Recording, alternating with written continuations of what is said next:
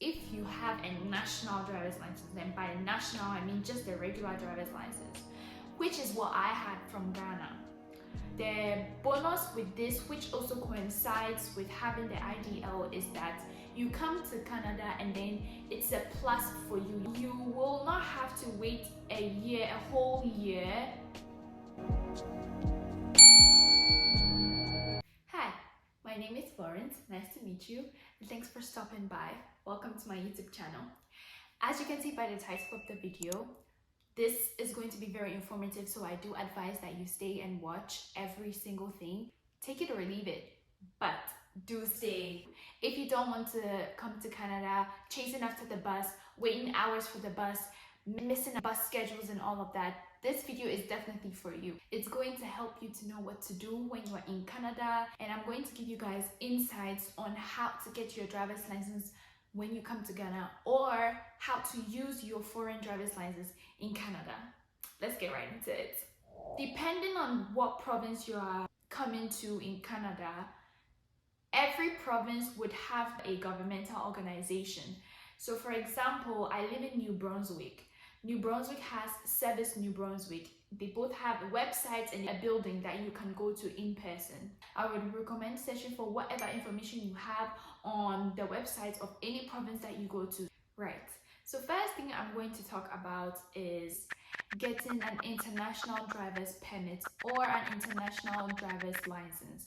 Now, the initial for this is IDP or IDL. I am from Ghana, so I'm half Ghanaian, half Canadian. And I really wish I knew about this IDL or IDP. When I came to Canada, I didn't have any friend who had a car that I could use, and I didn't have the intention of driving around. I thought that using the bus would would be good for me and stuff like, which is still good, but it's really stressful out here, especially during the winter. It's very terrible, and I wouldn't want that for you guys, hence why I'm making this video. I would really advise that if you haven't had your driver's license yet from your home country, you should get an international driver's permit or an international driver's license. This may be slightly expensive compared to getting a regular driver's license. The reason why I say this is because if you have your international driver's license or permit, you get the chance of driving in Canada for at least a year from the date that the permit was issued. So for example, if you had your driver's permit issued today, what day is today? 23rd, okay. So say you had your IDL issued today, the 23rd of July, and you come to Canada, say in August, you will be able to use the license until next year, 23rd July. And it's okay if you don't have the funds to get the international driver's license. Now, moving on to the second thing is, if you have a national driver's license, and by national I mean just the regular driver's license, which is what I had from Ghana. Now, if you have this, the bonus with this, which also coincides with having the IDL, is that you come to Canada and then it's a plus for you. All you have to do is exchange and pay a fee. You will not have to wait a whole year to take your road test. And another thing, in case you are worried about internet or data, I'm telling you, there's literally every single way you go, there's free Wi-Fi. But then again, yes, you need to be cautious about free Wi-Fi when you are logging into your personal info, personal stuff, and yeah, you can't really use that because it can't be trusted, that kind of thing. But for general things like using WhatsApp, Telegram, searching up something on Google, you can definitely use that for sure. Really, there's free Wi-Fi anywhere. So if you come and you're like, no, I don't have internet, wherever you'll be staying at, there's definitely going to be internet, and wherever you go to eat, there's definitely going to be internet there. So it gives you some time to adjust and settle down while you figure out other stuff. Back to what I was saying, when I got my driver's license, I came to Canada, and then I think it was about last year that I was interested in having my driver's license, in having my full driver's license, right? So I did my research. I asked people who were already here how to go about everything and stuff like that. And like I said, the process is similar to that of the IDL, so keep that in mind. When you come to Canada, you can go to Service New Brunswick, tell them, or like I said, go to their website. It makes it easier. It makes you save money, time, and energy from going to Service New Brunswick when you can literally just call or search on the website.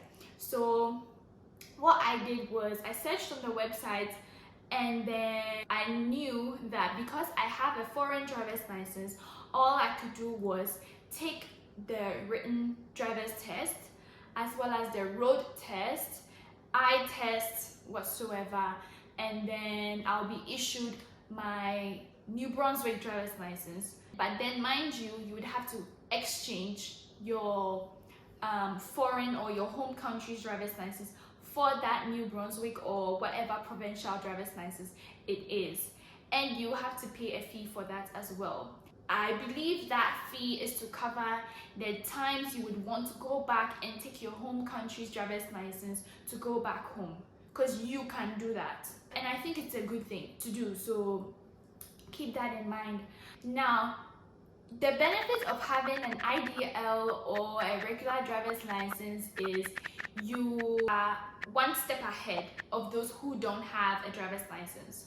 Now, when you don't have a driver's license and you come to Canada, you don't necessarily have to go to a driving school. I will tell you the benefits of going to driving school as well. But then again, if you don't have funds, and that it's not really necessary. Like I said, you can just go there, start applying, all of that, but you need to give them some documents to show proof of residency. So that also applies to having driver's license, both IDL and then the regular. You need to show proof, you need to take the written test, but then you have to wait 1 whole year till you are able to take the road test, because they believe that you are new, like fresh, like a baby's butt. They give you a year so that you have time to practice and be better before you take your road test. But then when you already have your driver's license from your home country, be it the IDL or the regular one, you skip that step. You don't have to wait a whole year. Like, once you're done with your written test and you pass, you get an email, and then I think in the next 4 days, business days, you go there, you tell them you have your email, you show the proof of residency. That's, I think, 2 documents. It would be on the website, and I'll put that on the screen here. That's when you exchange your foreign driver's license, and then they give you the class 7. That's for New Brunswick. Every province has the names assigned to a new and then an experienced driver's license. So if you are new, you get a class 7. And if you are experienced, you get a class 5. And then there's also class 2, class 1 for motorcycles and for bus drivers and for those who drive huge trucks and stuff like that.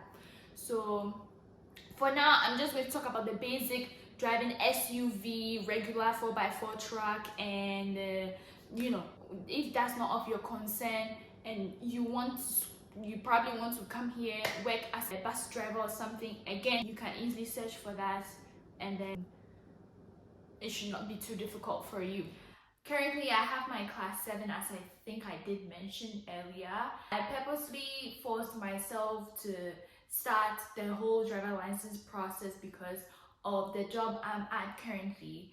I would have had the benefits of driving the company's vehicle, but unfortunately for me, things didn't go well when I borrowed a friend's car. So another thing I want to mention to you is make sure you have people with good cars you can borrow. Passenger princess, I want to see that, okay? I want to see that. Don't forget to like, subscribe, and share. I'll be back with more videos.